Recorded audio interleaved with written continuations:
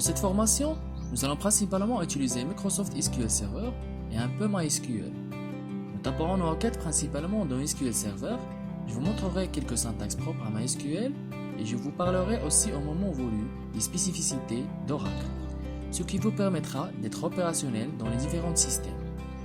Pour mettre en place notre base de données d'exemple, et si vous voulez commencer à taper des requêtes, vous pouvez télécharger facilement sur Internet les différents moteurs et les différents outils. Pour SQL Server, il vous suffit de chercher SQL Server Express, qui est l'édition gratuite de SQL Server. Ajoutez juste FR dans votre recherche de façon à aller plus rapidement sur le site français. Ici, on a choisi la version de SQL Server 2008 R2. Et voici le bouton de téléchargement qui vous permet d'avoir le moteur de base de données et l'outil qui vous permettra de taper les requêtes. En ce qui concerne MySQL, cherchez MySQL Community Server, qui est la version gratuite également de MySQL, que vous pouvez télécharger sur le site de MySQL bien sûr. Et quand c'est fait, cherchez ensuite MySQL Workbench, qui est l'outil pour éditer et exécuter des requêtes sur MySQL. Et vous avez le lien de téléchargement.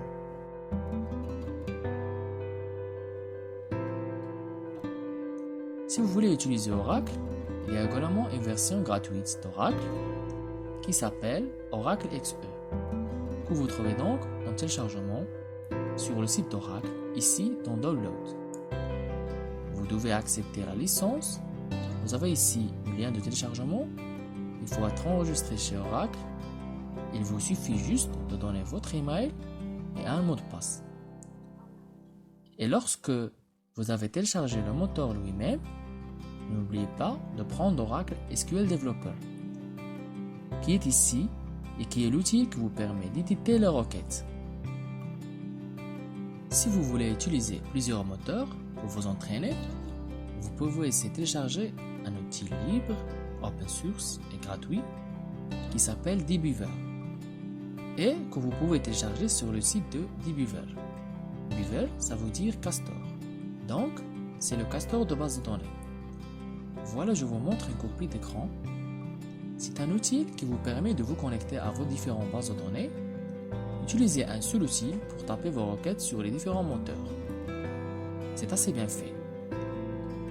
Je vais vous montrer quelques spécificités de SQL Server Manager Studio avec lequel je vais beaucoup travailler et de MySQL Workbench si vous voulez vous connecter à MySQL. D'abord, SQL Server Management Studio.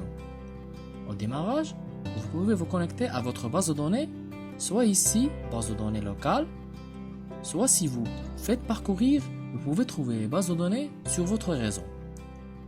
Vous avez deux modes d'authentification. Authentification Windows, c'est-à-dire avec le compte sur lequel vous êtes connecté dans Windows. Vous n'avez pas besoin de mettre de mot de passe, vous voyez c'est grisé. Ou bien, on a authentification SQL. Si sur votre moteur SQL, vous avez un login, un compte de connexion et un mot de passe. Ici, je vais simplement me connecter en authentification Windows. Sur la gauche, l'explorateur d'objets me permet de parcourir les bases de données. Les objets à l'intérieur des bases de données. Ici, vous avez un bouton Nouvelle requête qui vous permet d'ouvrir une fenêtre prédiction et c'est principalement avec ça que nous allons travailler. Vous pouvez taper une requête, c'est ce que nous allons apprendre à faire.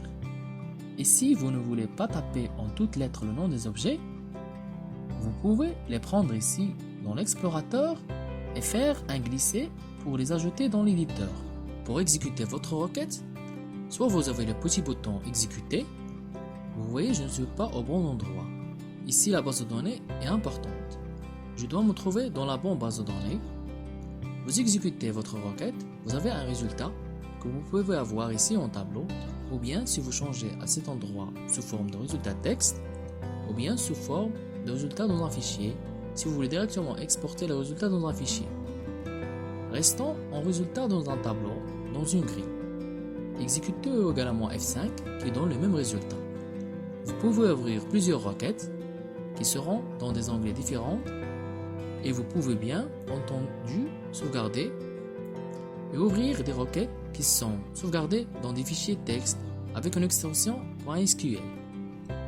Voyons maintenant MySQL Workbench.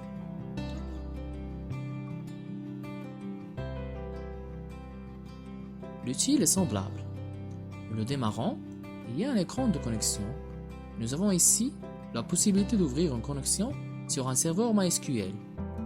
Ici, nous avons une connexion créée. Si on nous ouvre une connexion sur notre serveur, nous avons ici des schémas qui correspondent en fait à des bases de données. Notre base de données, vente, il suffit de double-cliquer. Vous voyez, il est maintenant en gras. Nous sommes donc connectés à vente. Ici, si nous tapons une requête, la table client par exemple, eh bien, nous exécutons et nous avons notre résultat. Exécuter dans MySQL Workbench se fait avec CTRL Entrée. CTRL Entrée exécute la ligne courante, c'est-à-dire l'instruction en fait sur laquelle vous vous trouvez. Vous pouvez également, dans Query, exécuter toute ou seulement la sélection.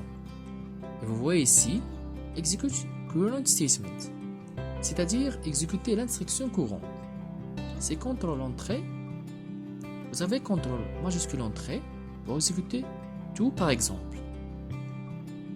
Vous pouvez également voir les objets, par exemple les tables, notre table client, les colonnes, et par contre, vous ne pouvez pas, comme dans SQL Server, faire de copier-coller. Vous pouvez par contre faire les clics droits et sélectionner directement les lignes comme ceci. Ce qui vous ajoute le code SQL directement, ça vous évite de la taper. Voilà, nous avons exploré ce dont nous avons besoin pour commencer à travailler.